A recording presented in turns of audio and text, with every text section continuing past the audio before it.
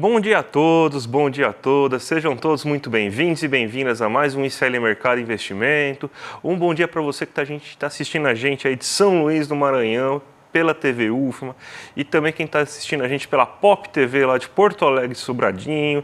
Hoje é segunda-feira, dia de saber como que o mercado passou o fim de semana. Será que teve luz na casa do mercado? É uma boa pergunta aí que a gente vai fazer para ele. Também vamos falar aí da Enel, né? Esse caos todo que São Paulo está vivendo aí, então a gente vai falar aí dos culpados e vai dar uma bela de uma lascada aí no conceito de privatização aí de serviços essenciais. Também vamos falar do imposto de renda e essa ideia aí que parece ter surgido aí de conseguir fazer com que impostos para os mais ricos sejam cobrados em troca aí de imposto de renda a partir de R$5.000 somente na cobrança. Mas antes de tudo isso, a gente vai falar com o Presley, que ainda está nessa semana. Presley, bom dia para você. Bom dia, André. Bom dia para toda a nossa audiência. Mais uma semana eu estou aqui com vocês para a gente poder falar um pouco sobre economia, mercado, investimento, numa segunda-feira, porque afinal de contas a gente precisa trabalhar, porque o capitalismo não vai se maturar sozinho e tem muita coisa pela frente por aí, não, André? Então vamos falar da nossa agenda? Vamos falar da nossa agenda já, então. A agenda bem esvaziada, porque acho que ninguém quer trabalhar nessa segunda-feira aí. Poucos dados sendo divulgados, poucas falas de diretores importantes. A gente tem que às 8h25 o nosso querido relatório Focus foi divulgado aí pelo Banco Central. E o IBC-BR também foi divulgado, a gente vai tratar disso aí no programa aí, que é um termômetro da atividade econômica brasileira. O Fernando Haddad está agora falando, a partir das 9 horas da manhã, começou a falar aí num painel do Itaú BBA. A gente tem o Galípolo, futuro presidente do BC, também falando nesse mesmo painel do Itaú BBA, agora às 9h45. Então, acho que o Haddad já parou sua fala e agora deve estar na pauta do Galípolo. E às 3 horas da tarde, aqui no Brasil, a gente tem a balança comercial semanal sendo divulgada. A gente tem mais alguns eventos agora no período da tarde, né, nos Estados Unidos, mais presidente do Fed falando, né, então agora o Christopher Waller discursando e participando aí de perguntas e respostas aí na Universidade de Stanford. O presidente do Fed de Minneapolis, o Neil Crash, participa de um evento aí em Buenos Aires, então também pode repercutir alguma coisa que ele vai falar. Na Áustria, hoje vai ser divulgado o relatório mensal de petróleo aí da OPEP. E nos Estados Unidos a gente tem feriado aí, o dia de Colombo, né? Então você tem que o mercado de treasuries vai fechar, mas a gente tem a bolsa funcionando normalmente. Então hoje não vai ter a pressão das treasuries aí sobre o mercado. Então essa é a agenda desse dia aí, Presley. Pois é, agenda meio que paradinha, né? Afinal, segunda-feira a gente está começando ali na força da cafeína para tentar fazer com que essa semana comece a engrenar, mas muita coisa está acontecendo também nas bolsas asiáticas. Inclusive, tem várias decisões de pacotes de estímulos que estão mexendo com os ânimos de lá. E a gente pode passar um pouquinho com isso, né, André? Exatamente. Aqui, antes de tudo, a notícia que a gente sugere todo dia para vocês aí, que vai falar aí sobre o que está acontecendo no mundo, o que você pode esperar. A gente falando aqui dos índices brasileiros, aí, o IBC-BR o mais esperado. Mas se a gente for para a Ásia, a gente vê ainda que tem um certo otimismo aí, principalmente na Ásia continental, quando a gente vê o Xangai Composto, porque foi bem recebido o pacote de estímulos aí, as falas do ministro das Finanças aí chinês sobre o que pode acontecer com a Ásia, com a China esse ano, né? Então você teve aí um novo otimismo renovado com essa divulgação, os agentes acreditando ainda mais sobre a China e o objetivo dela de chegar nesse 5% de crescimento ao ano, mas logo em seguida você teve algo que meio que freou um pouquinho essa recuperação, porque senão a alta poderia ser maior ainda, e que inclusive fez com que a Bolsa de Hong Kong chegasse em resultados negativos aí no final do dia, aí, fechando negativamente aí o Hang Seng, aí, que é o índice de Hong Kong, que é os dados da balança comercial chinesa. Então, decepcionaram, vieram abaixo do esperado. Isso aí também está derrubando bastante índices de commodities aí durante essa manhã. Aí a gente pode ver que tem também o índice de commodities aí do lado. Você tem uma queda no preço do petróleo, mesmo com o aumento das tensões aí no Oriente Médio, queda do preço do minério de ferro. Então então isso daí pode prejudicar muito a bolsa brasileira também nessa manhã, porque as commodities passo importante aí para a sustentação da nossa bolsa. Mas a gente tem aqui justamente que na Ásia, pelo menos o Xangai Composto aí, teve aí essa alta aí, porque teve um bom recebimento aí, essas medidas de estímulo, e o mercado agora mais tranquilo com o que foi falado aí. Foi inclusive falando lá que existe um espaço maior para déficit fiscal, já que a China é um país comunista, então lá, já que é primo do fantasma do comunismo, o nosso querido risco fiscal, então lá eles não devem ter medo aí desse tipo de coisa, né? Então a China pode ter gasto fiscal, déficit fiscal lá, que não vai fazer nenhum problema aí sobre juros, né, Presley? Pois é, né? Contrariando, até porque a gente pode observar que há essa alta em relação às bolsas asiáticas justamente por conta desse incentivo. Porque, óbvio, precisa você entender um pouquinho de economia, coisa que muito liberal por aí não faz, para observar que quando você injeta dinheiro na economia através de auxílios, e note que eu não estou falando de gasto, mas assim no sentido de investir em setores que vão fomentar, a gente precisa sair um pouco desse local superficial de achar que gasto, que é um custo para o Estado e tudo mais. É bem importante também fazer esse tipo de análise, porque as grandes economias hoje asiáticas também fazem parte desse tipo de política que, no final das contas, acaba ajudando todo mundo, né? Exatamente. Vamos agora para o Brasil, porque eu acho que faltou luz na casa do mercado, Presley. Será que faltou? Ficaram com a vela na mão? Acho que ficaram com a vela, porque eles acordaram azedinhos hoje. Mas teve banho gelado, então não teve nenhum tipo de problema, né? Porque, afinal das contas, 5 horas da manhã tem que tomar o banho gelado do coach. Eles refizeram seu mindset essa semana no mercado. Então, Fizeram. Mas eles estão azedinhos essa manhã, viu, Presley? Porque a gente teve aí uma deterioração das expectativas, mais uma vez. Eu vou pegar assim, eu vou pedir para o pessoal da produção aqui, na hora que eu for falar na segunda-feira sobre o Boletim Fox, só resgatar o que eu estou falando nas últimas 4, 5 semanas, que eu vou de novo ter que falar. Aqui é a mesma coisa, porque o mercado continua com a mesma lógica, com o mesmo discurso de que o Brasil está crescendo acima do que pode crescer, isso está gerando pressões inflacionárias, essas pressões inflacionárias vão gerar inflação de demanda e por causa disso você tem que usar mais a Selic para controlar essas pressões de demanda, ou seja, para reduzir nível de emprego, renda, investimento, aí, porque o Brasil não pode crescer 3%, que está acima da capacidade de crescimento da economia brasileira. Mesmo com todas as evidências contrárias, o nível de investimento da economia aí aumentando, ou seja, a capacidade produtiva vai aumentar já nesse ano, para o ano que vem. Você tem também aí que boa parte da inflação vem de problemas climáticos e a gente sabe que a Selic não é o cacique cobra coral aí para fazer chover, mas a gente tem então essas previsões aí que o Boletim Focus fez e mais uma vez deteriorando elas. Então a gente montou até uma arte aqui para vocês verem como que foi essas previsões do relatório Focus. Aumentou a expectativa de inflação para 4,39, antes estava em 4,38, mas baixou um pouquinho para o próximo ano, mas aí também é resultado já da alta esperada da Selic, ou seja, uma Selic mais alta no próximo ano vai gerar menos inflação. Então faz parte aí do pacote aí de narrativas. Então para o próximo ano está sendo esperada uma inflação de 3,96. O PIB subiu 0,01% a expectativa aí. Então estava em 3, agora está em 3,01. E para o próximo ano ainda se espera um PIB de 1,93. A taxa de câmbio está sendo esperada de 5,40 agora esse ano, e para o próximo ano também 5,40.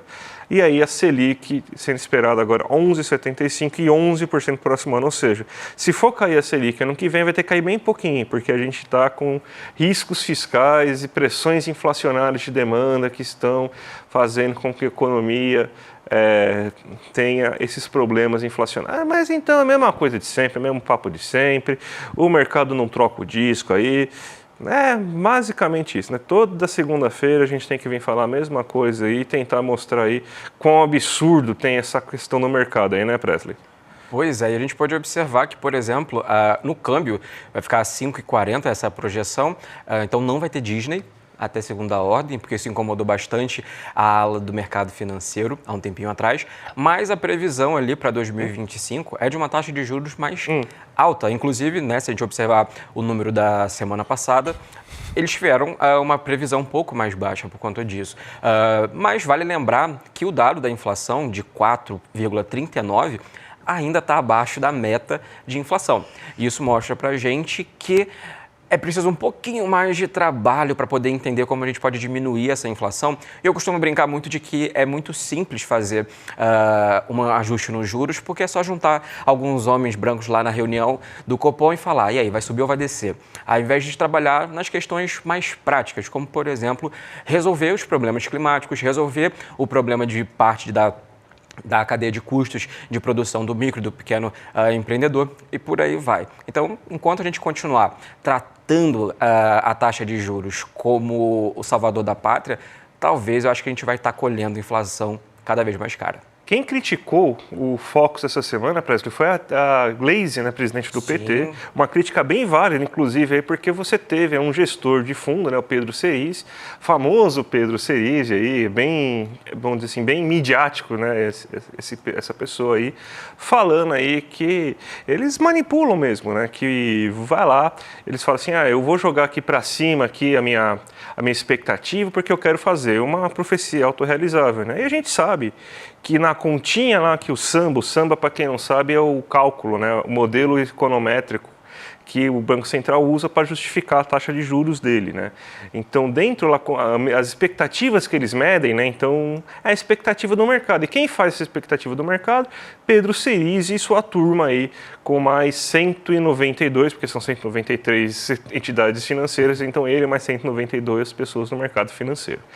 Então, a gente vê aí que o Focus tem força, o Focus decide quando quer e quando não quer aumentar a taxa de juros, o Focus pressiona. O Focus fez até o Campos Neto ficar com razão aí, falando que não tinha esse motivo para aumentar a taxa de juros e conseguiu colocar até o próprio Campos Neto na parede.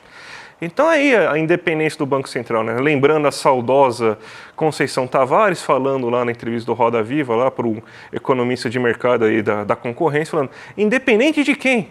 Eu não vou falar o nome do economista, mas tudo bem. Deixa em off para não trabalhar com o jurídico nesse momento. Mas essa crítica que a Gleisi Hoffmann faz, ela é válida no sentido de a gente enxergar um pouco que as expectativas afetam a economia como um todo, inclusive a inflação e coisas que vão fazer muito sentido e muita diferença no nosso dia a dia. Então, esse tipo de relatório, ele não é só uma métrica, não é só um númerozinho que vai sair no jornal, que vai ficar alugando a gente aqui falando para você, ou repetindo ou não repetindo, mas sim que vai fazer com que vários policy makers, as pessoas que decidem a política monetária, conseguir fazer os seus ajustes e que, no final das contas, vai acabar impactando bastante o nosso bolso, né, André? Exatamente. Vamos agora falar de outra parte do mercado, porque o mercado também faz previsões sobre o que ele acha que vai acontecer na Bolsa. E o mercado, aí, nessa parte aí, parece que essa parte do mercado teve luz essa semana, aí, porque eles estão empolgados aí. É raro nas 2 últimas semanas, aliás, não é raro o mercado errar, mas tudo bem. Mas eles erraram nas últimas 2 semanas, eles estavam com um otimismo elevado aí de mais de 70% aí nas últimas 2 semanas e você teve aí 2 quedas semanais observadas na Bolsa, de 0,72% e de 1,41%. Só que agora eles acreditam que a Bolsa vai subir 71%, aliás, o resultado igual para as 3 últimas semanas, né? Então a gente vê aí que 71,43% dos agentes de mercado acreditam numa alta da Bolsa e somente 28,57% do mercado acredita que a Bolsa vai ficar estável, que não vai ter grandes mudanças. E, de novo, assim, em semana aí que você não tem uma liquidez tão forte, você tem até mercados fechados nos Estados Unidos, semana que já começa com queda das commodities aí, então esse otimismo aí é perigoso aí, porque quando você tem queda das commodities, a gente já tem observado principalmente queda aí nos rendimentos de Petrobras, de Vale. Então, mais uma vez aí, um mercado aí com bastante ousadia e alegria aí, pelo visto. Tem numa semana aí que parece que pode não ser assim as mil maravilhas para a Bolsa, né, Presley? Pois é. E da mesma forma como você falou em relação ao mercado estar sem luz ou com luz, a gente também tem que lembrar que tem muitas pessoas aqui em São Paulo hoje que estão no escuro. Não literalmente agora porque está de dia, mas quando a noite chegar, mais pessoas vão estar sem luz. E fizeram até uma comparação no jornal esse final de semana, eu vi saindo vários nas redes sociais fazendo a comparação de que havia mais pessoas aqui sem luz do que na Flórida, onde tinha passado o tornado. E a gente precisa conversar um pouco, porque isso é reflexo do descaso da prefeitura, isso é reflexo do descaso de todo um sistema que a gente pode chamar de privatização, né, André? Exatamente, a gente vai colocar aqui agora a notícia para vocês aí sobre a falta de luz em São Paulo e o seu prefeito maravilhoso. A gente vai falar depois do IBCBR, gente. Peço desculpa aí, mas a gente vai falar agora da privatização aí da Enel, aí, porque é aquela coisa, né? A gente tem aí um sistema de energia elétrica, né, distribuição de energia elétrica privado, privatizou isso e a gente tem uma verdadeira porcaria de empresa aí que cuida disso, né? A gente está num jogo de empurra-empurra, o prefeito está culpando a árvore, mandando a gente ter paciência, o prefeito Ricardo Nunes, né? É bom deixar o nome dos bois, porque o nome do prefeito aí parece que sumiu aí de grande parte das reportagens, né? Então virou um sujeito anônimo aí, né? A figura mágica do prefeito, que nem o do mercado, né? Então não tem rosto, culpando a ventania as árvores, o Tarcísio culpando aí as árvores também, mas quando eles podiam ter feito aquelas podas, né? Não fizeram nada, não podaram árvore. Você teve uma situação aí muito semelhante alguns meses atrás em São Paulo. Quem viveu aí, mas com uma chuva muito mais forte que durou muito mais tempo, quem viveu aquele período aqui em São Paulo e ficou também dias sem luz aí, sabe como que aconteceu isso. E você tem aí o receituário do fracasso completo, né? Porque o que você precisa fazer depois daquela situação caótica que aconteceu? Fazer um levantamento das podas de árvores, realizar a poda de árvores, começar a aterrar os fios, coisa que está prevista desde 2005 e em 2015 uma desembargadora impediu que o Haddad fizesse isso aqui em São Paulo. Você tem então que era necessário fazer uma série de medidas aí para evitar que a próxima vez que chovesse tanto acontecesse isso. Resultado, choveu meia hora em São Paulo, bateu um vento forte, o vento foi muito forte realmente, mas choveu só meia hora em São Paulo e a gente ficou pior do que as pessoas que tiveram um furacão batendo na porta da casa delas na Flórida. E o que você tem? Uma empresa privada que está procurando aumentar os seus lucros e não procurando aumentar a eficiência do seu serviço cobrado, do seu serviço prestado, cortou investimento para pagar esses dividendos de investidores, então cortou a quantidade aí de novos carros de manutenção, contratação de funcionários para conseguir melhorar a manutenção, cortou aí também investimento para melhorar a qualidade dos materiais utilizados, não cumpriu o próprio plano de contingenciamento que foi dado a eles, ou seja, privatiza que melhora. Espera aí, gente, fica tranquilo aí que a gente está vivendo esse caos maravilhoso na energia elétrica, mas calma aí que vai chegar aí daqui a uns anos a segunda parte desse caos, porque vai faltar energia elétrica e você vai começar a tomar uma água de uma qualidade bem duvidosa, né? Vocês estão preparados aí para não conseguir nem para ter que ficar toda hora aí filtrando água, fervendo a água aí para tentar matar alguma bactéria um pouco mais forte, se tiver luz, né? Porque se acabar a luz e a água ao mesmo tempo aí, você sabe aí que é aquela coisa, privatiza que melhor, né, Presley? Exatamente. E a lógica da privatização, a gente pode até trazer como uma espécie de modelo para vários tipos de segmentos, de setores, é basicamente você sucatear um setor, deixá-lo sem investimentos, deixá-lo à deriva, e aí fica mais barato para aquela empresa fazer a compra e, porventura, você joga para a iniciativa privada que compra a preço de banana. No caso, a Eletropaulo ela foi vendida na época do governo Michel Temer, que provavelmente você vai lembrar que é assim com a galera que está apoiando o Nunes. E a diretoria da ANEEL, que é a agência que vai fiscalizar para saber o que está acontecendo, o que não está acontecendo, foi indicado no governo e na gestão Bolsonaro. Agora, Ricardo Nunes já colocou o seu coletinho da Defesa Civil, tal qual bom liberal que é, já está começando a fazer ali uns tweets falando que o problema não é dele, o problema é de outra gestão, o problema, inclusive, daqui a pouco está jogando até para a presidência.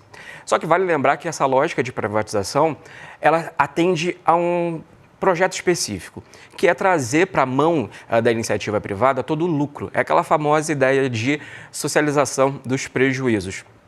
E aí você fica com os seus serviços prestados de uma forma completamente precária, e a gente pode ver, afinal de contas, a maior capital da América Latina está 4 dias sem luz.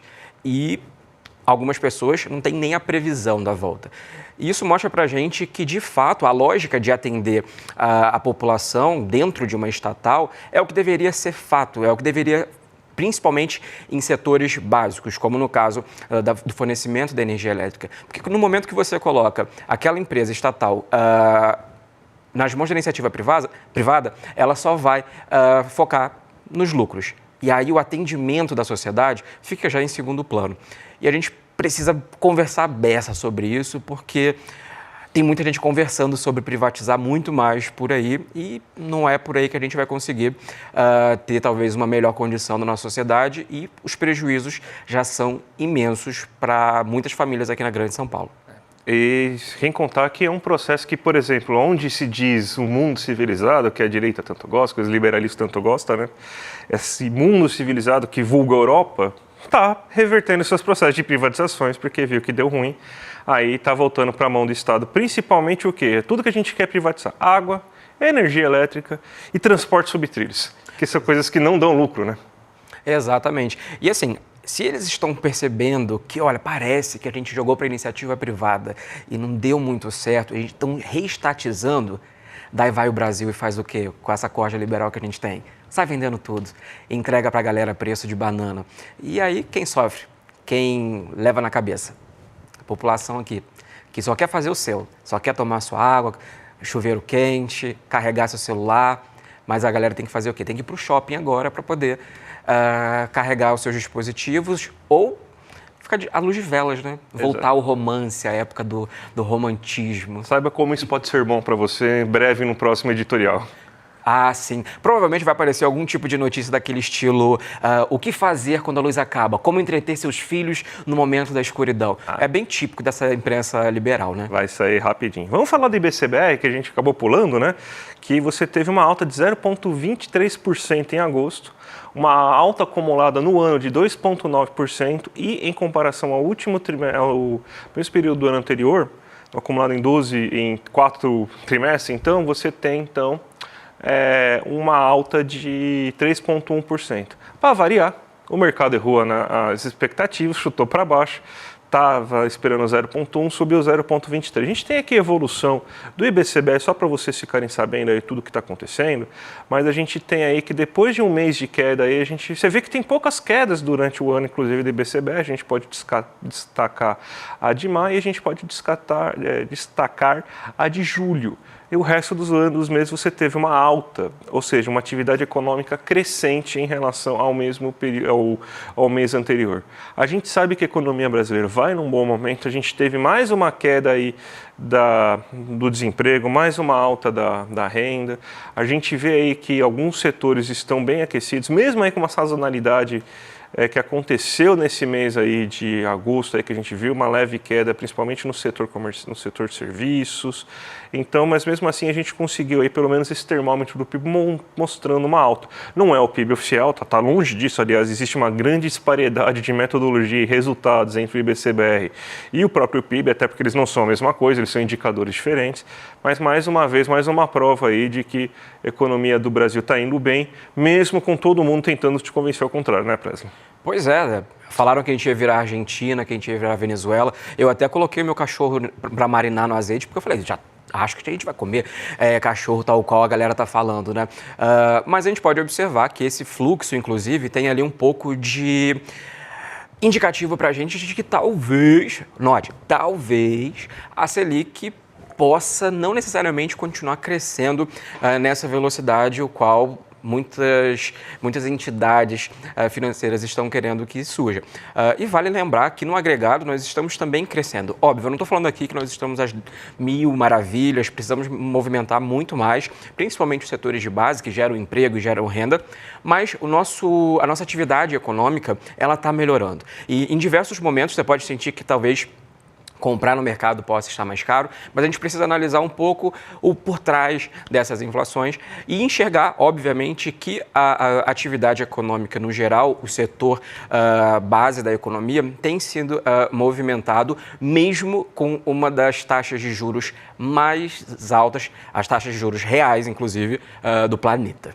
Vamos falar rapidinho aqui, Presley, do Haddad, porque a gente teve esse fim de semana aí, que foi bem importante aí, que o Lula falou que possivelmente ele vai conseguir dar isenção de imposto de renda para quem ganha até R$5.000, e em contrapartida, porque lembrando que você tem que ter uma contrapartida segundo a Lei de Responsabilidade Fiscal de 2001, essa lei, tá? Então não é nenhuma novidade, você tem que ter uma contrapartida aí para evitar que tem um buraco no orçamento. A gente pode discutir sobre a efetividade disso, se isso daí está certo ou não, mas funciona assim, então a gente tem que trabalhar com essas regras, né? Mas então, onde sairia esse dinheiro para você ter essa isenção de até R$5.000? Você taxar grandes fortunas.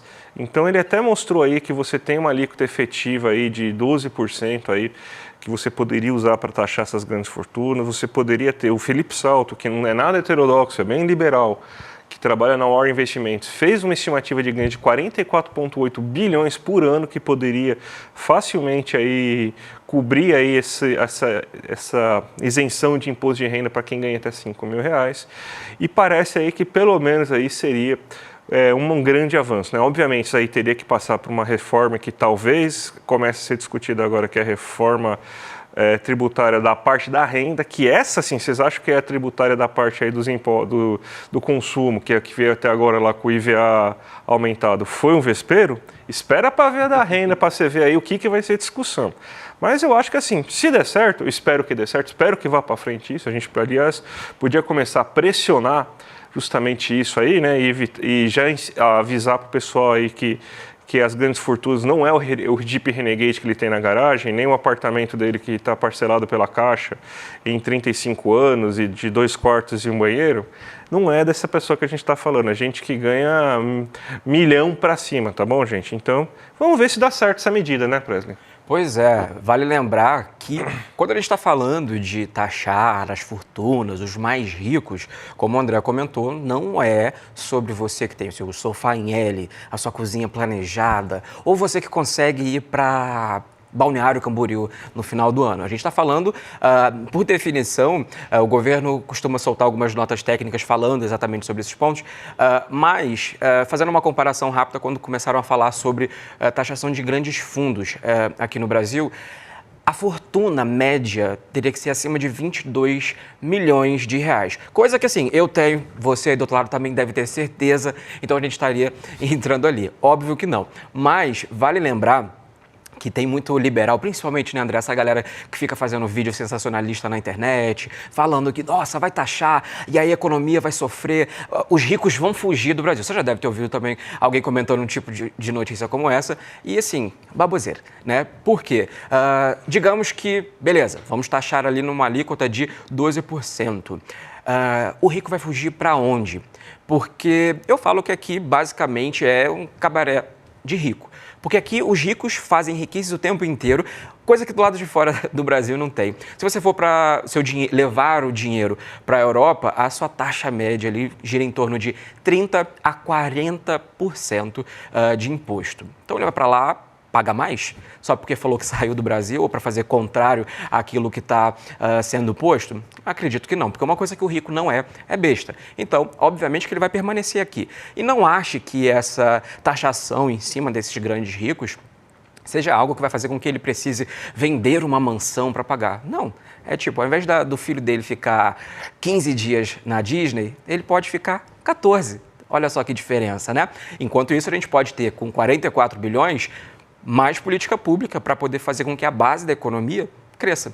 Então, vale a pena a gente enxergar bastante dessa forma menos sensacionalista de que não, o rico não vai sair daqui. Também lembrar que boa parte das riquezas brasileiras também são focadas em commodities.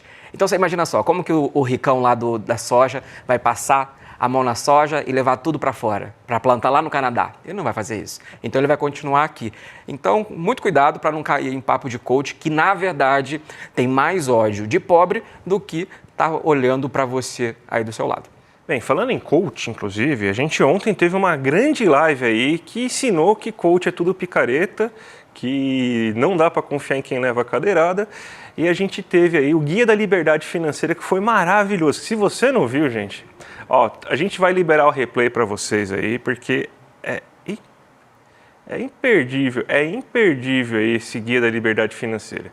Porque, foi muito bom. Aí a gente mostrou passo a passo para vocês como que vocês cuidam melhor do seu dinheiro, do seu recurso e tudo mais aí. E se você não viu, replay liberado, entra aqui no iclmercado.com.br, vai ser por pouco tempo esse replay, e vem aqui e clica aqui e veja a aula. E se você viu a aula e quer ver de novo, também vê o replay também, gente, porque tá imperdível. E a gente tá essa semana aí com uma grande novidade, porque quarta-feira, às 8 horas da noite, a gente vai ter um debate aí muito enriquecedor no ICL, que vai falar, que vai tratar sobre a esquerda, como que a esquerda pode recuperar o espaço perdido. A gente viu o que aconteceu nas eleições aí, e a gente vai ter o Renato Freitas, o Jones Manuel, a Márcia Tiburi, vai ter o Lindenberg Faria, vai ter o Renato Freitas, vai ter o Gessé, e o Eduardo Moreira vai fazer toda essa mediação. Então, você está preocupado com a situação que nem a gente está? Então, vem aqui ver esse debate aí, porque vai ser imperdível. E agora a gente vai deixar aí vocês aí com nossos amigos do rolê, o William De Luca e o Guga Noplar, e a gente volta amanhã às 11 horas da manhã para tratar de tudo que aconteceu na economia, gente. Um grande abraço e até mais. Um abraço e até amanhã. Tem algumas aulas que acabam virando referência, viram marcos em determinado assunto. E a gente deu uma aula que as pessoas classificaram como um divisor de águas nesse assunto, educação financeira. Um passo a passo, simples e prático, que mostrou para todo mundo o que fazer para caminhar para esse equilíbrio da vida financeira. As pessoas ficaram encantadas e muita gente pediu para poder assistir de novo, para fazer anotações e para poder convidar outras pessoas para assistir também. Se você não assistiu essa aula ou quer assistir de novo, uma notícia maravilhosa. A gente liberou o replay, mas liberou por pouquíssimo tempo. E no final da aula, todos os presentes que a gente preparou para quem assistir vão estar lá. Para você também que vai assistir o replay, tá bom? Corre lá, antes que saia do ar.